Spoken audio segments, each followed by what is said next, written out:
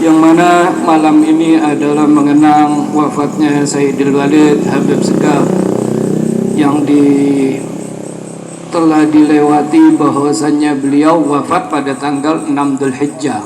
6 Dzulhijjah yaitu sekarang ya, 5 atau 6 Ustaz? 5, hah? Malam ke-6, 5 ke-6. Sekarang ini 5 Dzulhijjah. Beliau Habib Segaf bin Mahdi dari kecil sudah mondok di Darul Hadis. Ketika beliau umur 14 tahun, beliau mendapat isyarah dari seorang Habib berbangsa Al-Muhdar, kalau tidak salah namanya Habib Soleh Al-Muhdar, untuk mondok di Jawa. Ketika itu Habib Soleh melihat Habib Segaf ada kelebihan sehingga dia dibawa ke Jawa Timur, yaitu ke Darul Hadis untuk belajar kepada Al-Habib Abdul Qadir bin Ahmad Bil-Fiqih. Beliau mendapati Al-Muhaddits Al-Habib Abdul Qadir Bil-Fiqih selama 2 tahun. Setelah itu beliau belajar kepada anaknya Al-Habib Abdullah bin Abdul Qadir Bil-Fiqih selama 13 tahun. Di waktu yang sebentar, Habib Segaf bin Mahdi sudah bisa mengajarkan ilmu yang beliau dapat di dalam pondok pesantren Darul Hadis, karena beliau adalah orang yang sangat semangat untuk memahami sesuatu. Apapun yang beliau ingin pahami, beliau sangat semangat untuk mempelajarinya sampai paham. Waktu itu beliau belajar nahwu di Darul Hadis kepada Syekh Abdullah Hamdun, Ustadz Abdullah Abdun. Habib Segaf belajar kepada Ustadz Abdullah Abdun, belajar nahu. Oleh karena itu ketika beliau selesai belajar, beliau langsung mengajar nahu. Lalu beliau belajar lama di pondok Darul Hadis sampai 15 tahun, sampai bahkan dikatakan 16 tahun. Dan memang syaratnya seseorang mendapatkan ilmu harus belajar dalam waktu yang lama. Dan Habib Segaf memang belajarnya dalam waktu yang lama. Di Darul Hadis 16 tahun, kemudian pindah ke luar negeri sampai terakhir ke Maroko, kemudian belajar kepada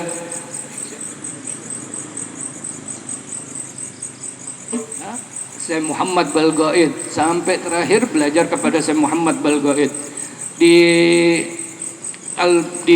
Syekh Balgaid ini bukan di Maroko, Aljazair ini beliau mendapatkan ijazah sholawat Sajaratun Nuqud yang sering beliau sampaikan kepada murid-muridnya, para pencintanya, untuk dibaca setiap selesai sholat isya sebanyak 400 kali.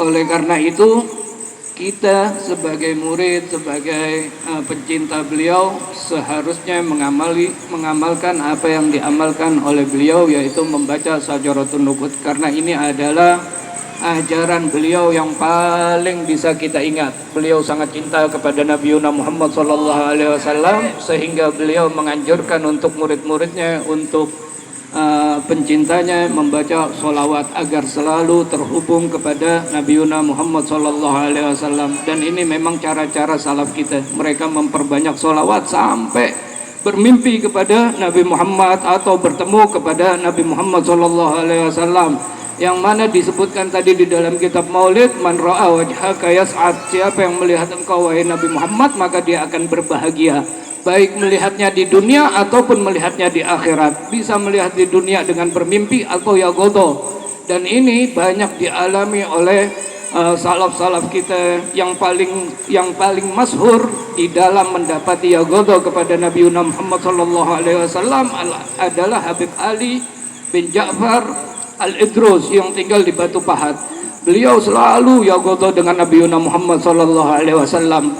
Yagodonya bukan hanya dengan cerita orang, bukan, tetapi disaksikan langsung oleh Sayyid Muhammad Al-Maliki, muhaddits dari Mekah. Beliau diajak masuk ke kamarnya, lalu Sayyid Muhammad Maliki keluar dari kamarnya dalam keadaan menangis. Ditanya oleh jamaahnya, kenapa wahai Sayyid kamu menangis? Di dalam kamar ini saya bertemu dengan Nabi Muhammad SAW. Saya tinggal lama di kota Mekah, saya lama di kota Madinah, tapi saya tidak pernah bertemu dengan Nabi Muhammad secara langsung kecuali di kamar ini, sehingga dia menangis. Dan ini adalah